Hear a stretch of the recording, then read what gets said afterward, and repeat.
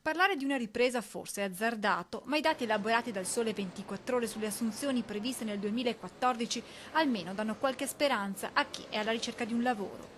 Una boccata d'ossigeno che sembra interessare soprattutto il Veneto, dove secondo la ricerca sarebbero 62.000 i posti di lavoro a disposizione, un più 12% rispetto al 2013. Entrando più nello specifico, la prima provincia veneta è Verona, al settimo posto nella classifica nazionale, con 8.250 assunzioni previste quest'anno, 1.290 in più rispetto a 12 mesi fa, che si traducono in un più 19%. Qualche posizione più sotto Venezia, undicesima con 7.510 posti di lavoro, 750 in più, confrontando i dati del 2013, più 10%. Una posizione sotto Padova che però rispetto a Venezia registra una differenza con il 2013 maggiore, pari al 20%. Nella provincia patavina infatti sono 7.150 le assunzioni previste, 1.180 in più rispetto ad un anno fa.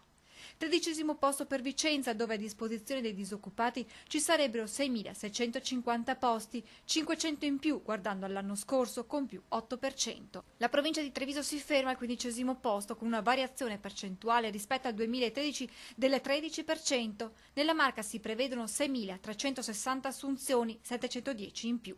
Chiudono la classifica veneta Belluno con 1.440 posti di lavoro a disposizione, 150 in più rispetto al 2013, più 12%, e Rovigo, unica provincia veneta a registrare un segno negativo, meno 23%, con un calo di assunzioni rispetto ad un anno fa, pari a 410 posti di lavoro. Le assunzioni nel Rodigino si attestano a 1.350. Dati dunque che nella maggior parte dei casi infondono ottimismo, ma attestata questa disponibilità di collocamento nel mercato del lavoro, ora ci si chiede quali siano i settori dove c'è maggiore richiesta di impiego. Secondo lo studio del Sole 24 Ore, le imprese sono alla ricerca di personale con una certa esperienza e preparazione. Gli studi professionali sono dunque il settore che ha maggiore fame di professionisti, a seguire i servizi alle persone e le industrie tessili. Ci sono poi settori legati all'informatica, ai servizi di supporto alle imprese e quelli alle persone, insieme alle industrie chimico-farmaceutiche.